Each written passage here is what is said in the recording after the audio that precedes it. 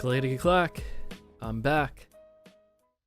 Another catchphrase I came up with, among many that unfortunately some of you guys have to listen to. That's just a dog thing, I guess. And here we are on another Procast featuring the map Chiron and two very high rated players. The first Procast actually did pretty well, I'd say.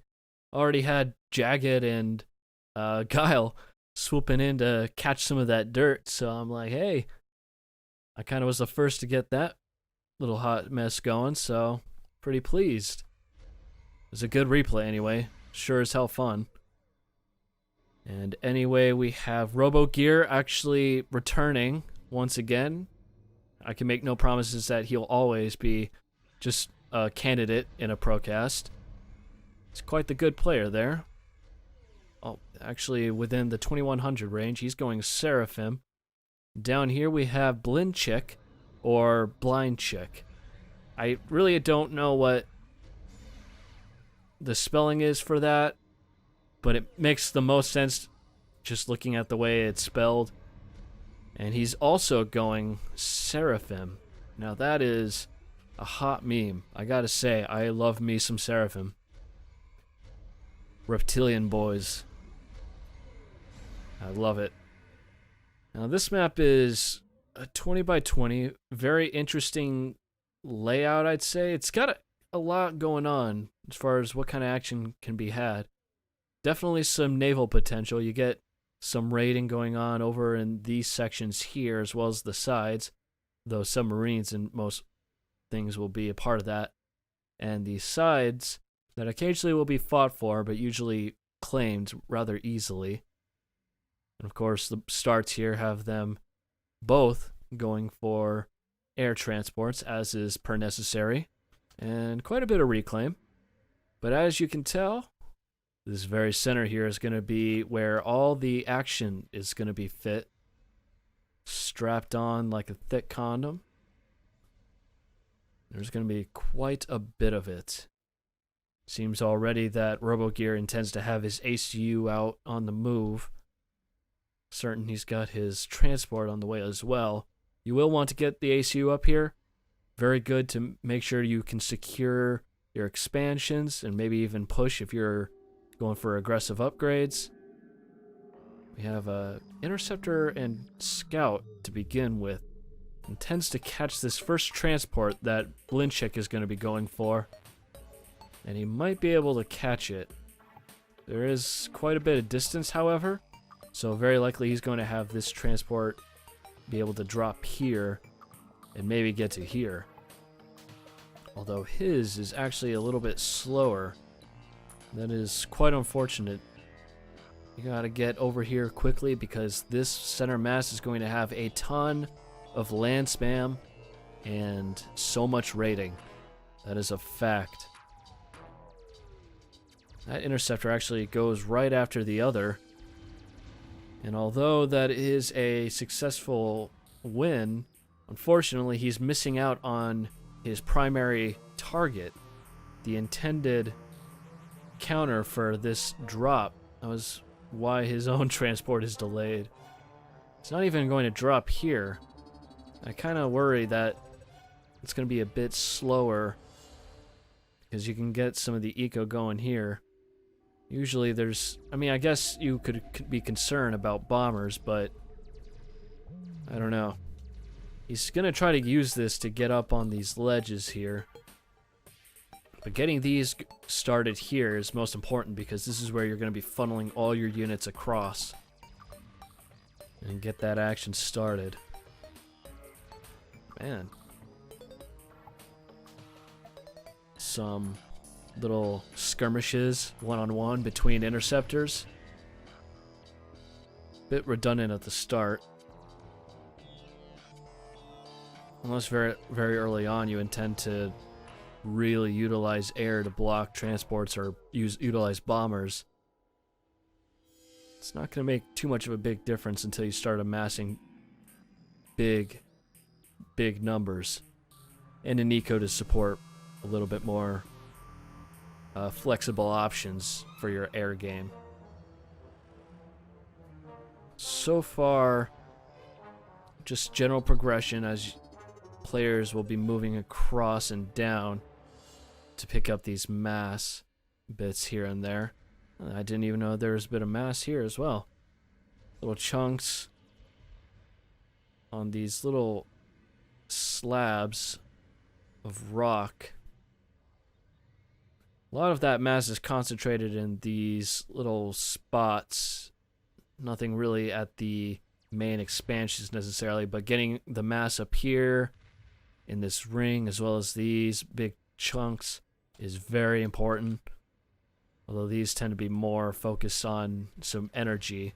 There's actually a huge clump of energy here and mass as well as energy over here just in trees and rocks, so this kind of helps kickstart your economy as you really focus on expanding.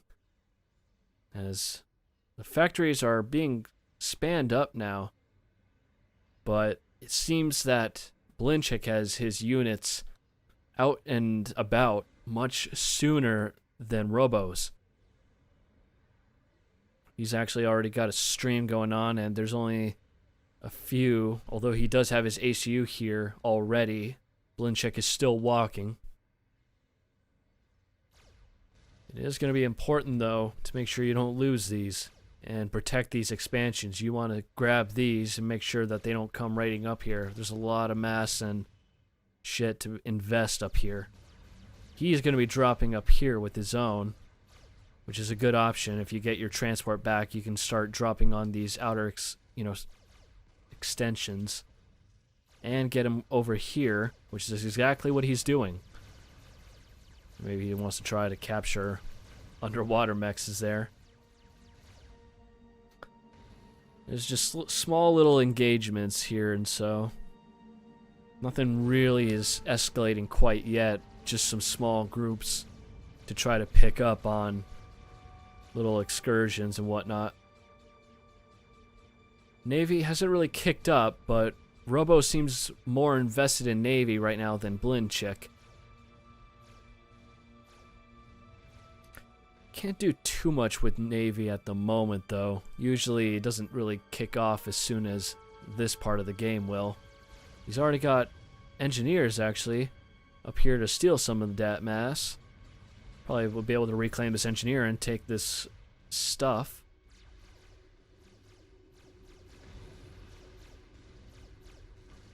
How's the economy doing so far? Total mass is favoring Robogear. He seems to have... How's his reclaim? Actually, not as much as BLINCHIK. They're pretty much on par. Map control is pretty spread and even. Although BLINCHIK certainly has numeric advantage right now. I think he's investing, or at least he's begun investing into more land factories earlier on. Probably as a result of how slow that transport came down to expand and allowing his ACU to walk to start production, which is why he seems to be a bit stronger in this position. And the part about down here in the top, frigates can raid these pretty easily. Take those out. They're kind of hard to maintain and get a grip on. Robo's sat over here as well, although BLINCHIK will likely be able to dispose of that quickly. Poor engagement to start off for Robo.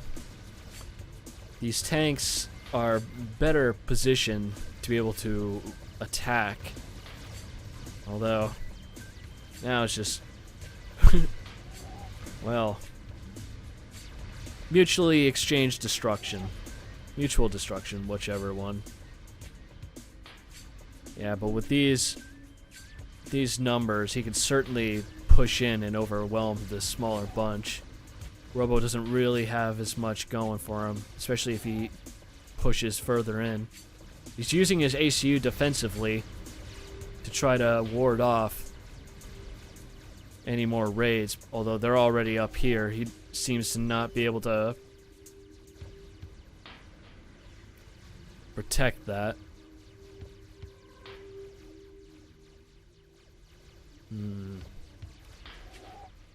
Things are looking pretty even.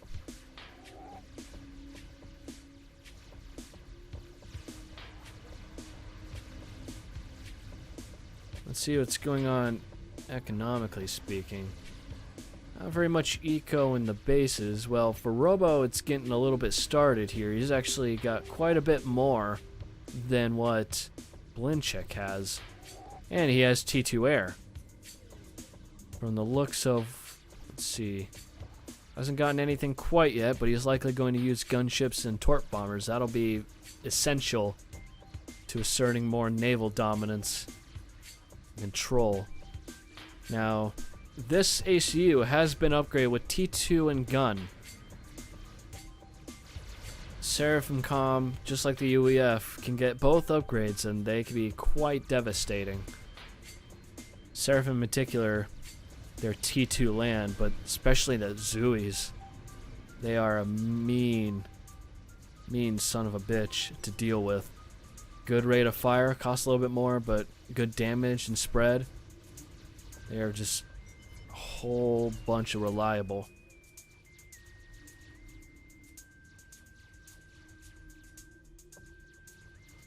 Actually, picking on him with that little submarine there.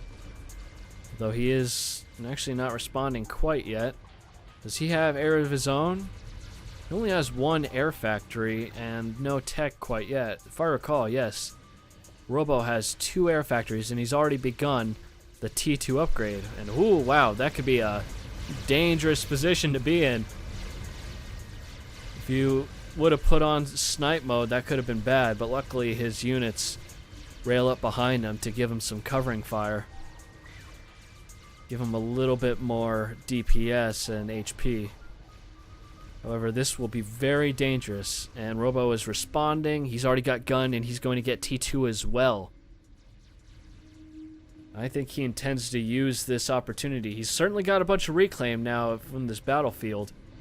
And he can get some of that going while he pushes. Get a T2 PD, push his gun. He's got plenty of storage to overcharge. Maybe he's looking a little scarce overall, but Robo is in the lead on that. He's pushed out his army here to try to pressure, but he's really not... He hasn't done much to try to retake that little expansion. Nano repair. Now that will be a very important upgrade for these bits of conflict and battles.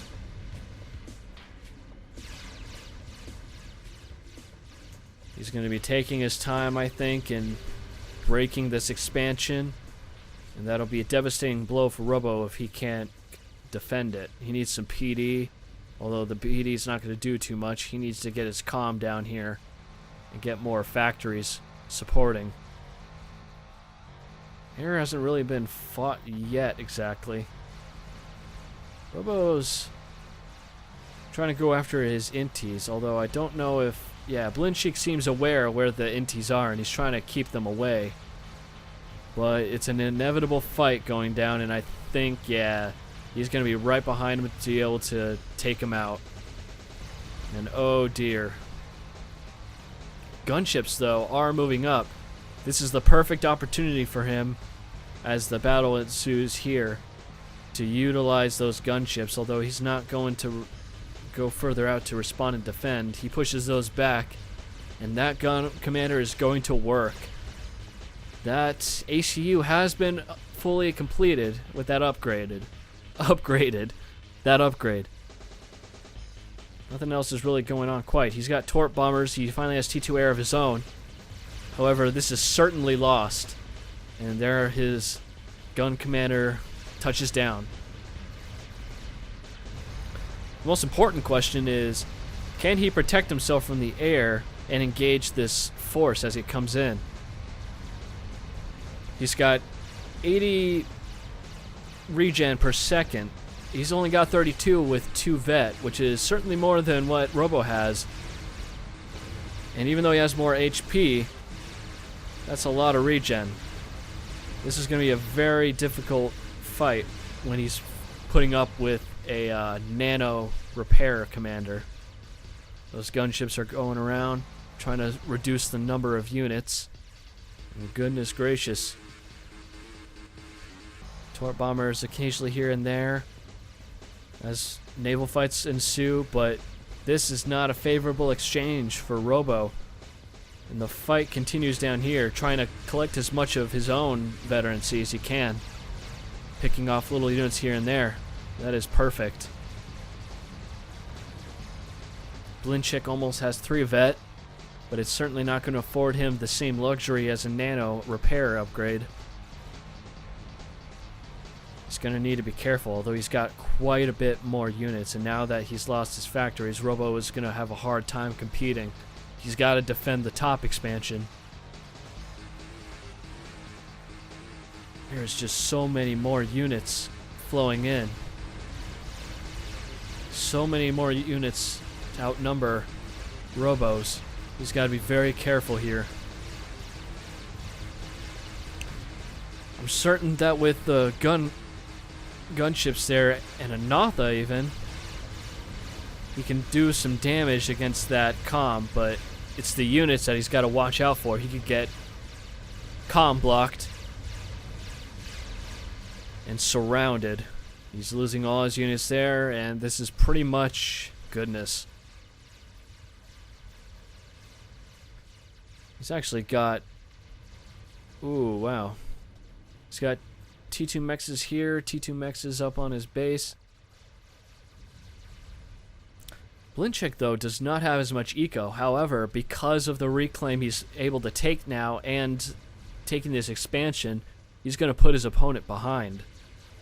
He still has air, though, at the very least. He's got a massive T2 gunships. That could be very dangerous. And that is a T3 air HQ right now. Ooh, boy. He still has T2 air, but he's upgraded a bunch of other air factories to T2 as well to support. Trying to get more inties to compete as the gunships roll in. Now, how is it going down here? Jeez. Unfortunately, no. With T2PD clumped up like that, Zuis are just going to have a field trip with that. I think he was focusing on building more T2PD. If he'd stopped and focused the Zuis, those T2PD might have lasted longer and helped him out. Yeah, there's just way too many inties for BLINCHIK to deal with, but he's certainly got the control of the main island.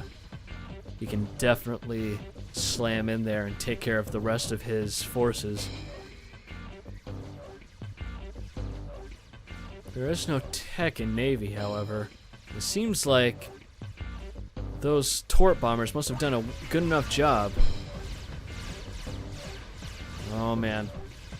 He's basically getting pushed out now. He's not going to be able to fight much longer without any units. He can simply bully him out and take all this for his own eco. Give him that boost that he needs. He does not have quite the score, and his total mass isn't on par quite yet. But inevitably, this will snowball. He's lost some of his expansion there, but Robo is taking much harder of a toll, unfortunately, as he tries to duck in and out. Better regen, definitely, as they have about, yeah, the same veterancy. More HP and all, but still, it's just not going to be a good fight if he keeps it up like that. He's got to defend this expansion.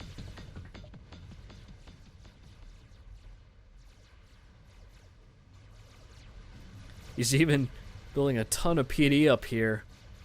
There's still more factories just pumping out shit. He's got air factory, T2 PGen here. He's got Torp bombers taking care of the Navy game for him, to be honest. Now, I just saw, there's the Strat. The Strat bomber. He's got 2 of them, in fact. Working on a 3rd. Since he has such comfortable air control, he could certainly assert his dominance here. And unfortunately, oh, there goes his air. Away from his base. That is the last thing he needs right now. He needs to get this shit well taken care of. He needs to scout around, make sure he's not going to get... Ah, there it goes. the bank of inties moves down, but he's moving past it and turns around. Oh dear. That is going to take care of 2 T2P gens, nearly killing those T2 air factories. Oh goodness gravy. Where's that going? A bunch of build capacity, to be honest. It would have been better off going for here. Those inties, though, are all the way back here in the meantime. Finally goes down, but takes out a T2 support and another P gen. How bad does that affect his economy? Quite a bit. He's built a T2 shield even, but it's blinking on and off. Well, this certainly changes the tide of things, but he's still got overwhelming units to just clean up this island. Robo still might have a grip on things, but once he loses this, it's going to be very difficult for him to be able to fight back. And of course, BLInChIk rebuilds the T2P gen with very little effort, and probably is going to be back on his feet in no time, getting his own T3 air, possibly. At least the HQ didn't go down. That would have been a brutal target. He's got ASFs now. Now that's going to take care of his needs for air. Although there is still quite a bit of inties, though. Now, there goes that base, unfortunately. Mops up, cleans the rest of the forces there. Splash upgrade. That'll be the thing that he'll use, perhaps to try to win back, and perhaps even try to snipe BLInChIk's ACU. Oh goodness. Now, as I was saying, there's still too few ASFs yet to be able to compete against this. All these clumped up inties will just focus down and kill them with very little effort. Strats being used for T1 land army. He should be using that, checking out what he can snipe. Maybe even baits the inties over and go after his baits again. Maybe snipe that air HQ. However, those ASFs will be able to take out small groups. If the clump of inties spreads out, the ASFs will have a much easier time taking care of things. But there's quite a bit going on for air for Robo, that right now he's just not going to be able to compete in that regard. The entire island, though, is lost. And actually, he's lost all of the top expansion here, losing quite a bit of the stuff he had here. There's very minimal naval play, no T2 Navy whatsoever, but the T2 Air has played such a significant role that that's pretty much what they've been relying on, just torp bombers, and it seems that BLInChIk was winning for quite a while.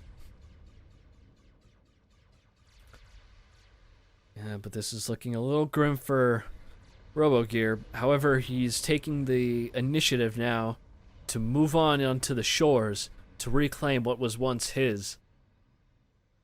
Can he succeed? There is definitely T2 transports available to BLInChIk that he could use to get out of this situation. It's going to be very difficult for him to fight for Robo, that is. So T2 PD, but this is not anything that he can't handle with a nano gun, double gun for that matter. He's going to vet up very quickly as well. There goes his ACU. He is very well aware of the danger now. T2 PD focuses him down. I don't know why the ACU isn't trying to take those out, unfortunately. It's like focusing on build capacity, all this other stuff, which is fine, badly, but he's already down to half HP. Would have been nice if he just killed those PD. Those gunships, though, are moving up as BLInChIk has moved his ACU toward the water to try to get away, and there are so many inties. Now, this is enough ASFs, I think, that can mop up this number, this cloud here. The inties are mostly focusing on the gunships though, so that might be the main reason as to why. It's actually kind of, I'm sure he's lost a few ASFs already, but this is well under his control now. He's got T3 air now though, so he'll be able to build ASFs on his own. But he's already preemptively built torp bombers to try to take out the ACU. Still not doing quite enough damage. He's got T2 upgrade, so that gives him a boost and some veterancy as well. The top here is lost. Navy, for the most part, is... all of Robo's Navy is concentrated here, as well as his eco. But otherwise, the map is well under BLINCHIK's control. If he just escapes this ACU assault, then BLINCHIK has can quintessentially anyway, be able to win out in endurance. However, there's the transports, although that is a very risky move. There is AA on those transports that could have been a dead ACU right there. However, BLINCHIK is already moving again, although now he's much closer. He should have been running a long while ago. He just doesn't have much choices now. There was torp bombers, gunships. He just needs all his units to converge on his ACU, but unfortunately that won't do very much good with the AoE on that double gun. There's gunships awaiting his ACU. Is there anything he could do at this point? All he could do, really, is try to use those Zooies to try and comm block Robogear's ACU and just delay him. But unfortunately, the gunships are already on top of him. He's trying to use his units actually to block that ACU.